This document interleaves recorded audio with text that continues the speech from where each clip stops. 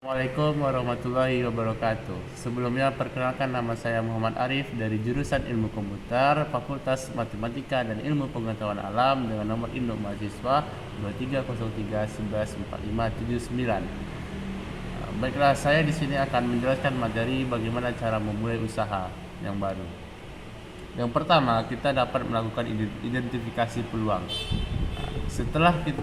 Dengan cara mengamati pasar, yaitu kita harus tahu bagaimana tren dan produk apa yang sedang ada dan menjadi tren di pasar pada saat ini. Dengan itu kita dapat melakukan inovasi dan kreativitas.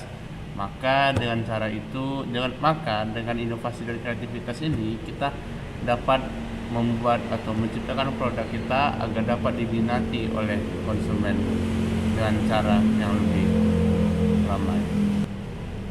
Riset pada pasar itu merupakan segmentasi pasar yang mengidentifikasi segmen pasar mana yang paling cocok untuk produk kita.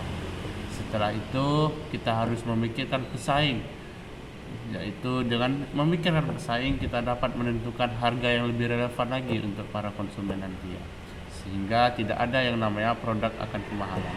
Setelah kita memikirkan itu, kita dapat menentukan logo. Nah, logo yang akan jadi identik atau nanti akan menjadi hak cipta dari produk kita. Di sana dengan logo kita dapat mengklaim dari suatu produk yang kita ciptakan sebagai hak milik kita.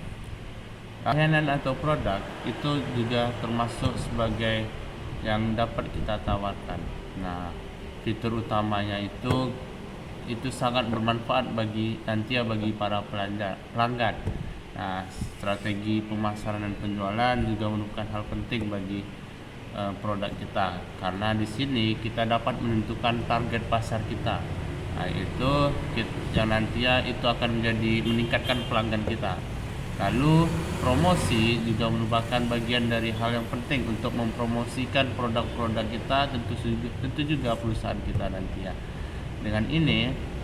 Dengan media promosi ini kita dapat melakukan dengan cara seperti media sosial yang saat ini sudah berkembang pesat, atau melakukan penyebaran poster dan memasang papan iklan. Lalu setelah itu adalah pendanaan. Nah, pendanaan ini merupakan hal penting bagi produk kita nanti, karena produk yang akan dibuat tentunya memerlukan dana. Sumber dana yang kita butuhkan itu tergantung dari diri kita sendiri, bisa dari dana pribadi ataupun dari bank atau dari organisasi atau sponsor yang kita punya. Nah, modal dana tadi itu juga berbentuk seperti dana pribadi ataupun pinjaman seperti bank atau beberapa media lainnya. Dan juga investor sangat penting bagi produk kita. Dengan investor yang bersedia untuk memberikan dana dengan imbalan atau persentase yang cukup bagi kita, itu dapat membuat perusahaan kita lebih terdorong untuk maju, karena adanya investor juga meningkatkan media promosi kita dari investor tersebut. Lokasi usaha. Pemilihan lokasi merupakan hal yang sangat penting. Tidak hanya di tengah kota ataupun di rumah. Bahkan di rumah kita juga dapat membuat sebuah produk atau usaha kita. Namun pentingnya lokasi itu dulu mungkin pentingnya lokasi sangat penting, tapi sekarang tidak, karena ada media-media pasar yang disebut online, sehingga kita dapat berjualan dari rumah, kan menciptakan produk dari rumah dan menjual distribusikannya dari rumah, sehingga para pelanggan datang secara online, tidak langsung ke toko atau ke lokasi dari tempat penjualan. Peralatan dan perlengkapan itu juga merupakan hal yang harus kita pikirkan. Setelah kita memikirkan peralatan apa saja kita butuhkan dan perlengkapan apa saja, kita dapat menentukan dana yang kita butuhkan, baik itu persentase yang besar ataupun kecil. Makanya kita penting untuk memiliki investor atau beberapa orang yang mau membantu kita untuk mengembangkan, untuk memberikan dana lebih terhadap produk kita. Pemasaran dan promosi ini juga sangat penting, tadi ya sudah dijelaskan, karena setelah itu kita juga memerlukan layanan pelanggan. Nah, sistem dukungan yang kita untuk mengenai pelayanan ini dan keluhan para pelanggan. Dengan layanan pelanggan ini kita dapat menampung segala bentuk keluhan yang dimiliki oleh pelanggan, sehingga kita dapat meningkatkan kembali solusi dan inovasi baru terkait produk kita. Pantauan keuangan itu juga merupakan hal penting bagi perusahaan kita. Dengan itu kita dapat memantau keuangan dari perusahaan kita dan juga dana kas.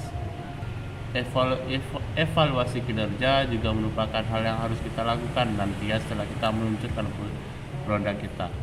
Evaluasi ini ditujukan tidak hanya untuk produk kita tapi untuk para karyawan kita, sehingga para karyawan kita dapat menjalankan tugasnya dengan cara terstruktur, sehingga produk kita dapat tersampaikan kepada para pelanggan dengan aman, tentunya dengan penuh kepercayaan dari kita. Lalu dengan inovasi ini seperti yang sudah dijelaskan tadi, kita dapat meningkatkannya dari masukan para pelanggan dan juga dari beberapa pikiran-pikiran baik dari investor nanti. Maka para investor tidak hanya memberikan dana kepada kita, tapi juga dapat memberikan inovasi kepada kita, karena investor juga memiliki kemauan sendiri, tentunya dengan kata lain dan juga memiliki prasyarat yang diberikan kepada kita. Baiklah, maka dari itu pentingnya kita memikirkan hal-hal yang sudah dijelaskan tadi sebelum membuatkan usaha. Nah, cukup segitu saja yang dapat saya sampaikan.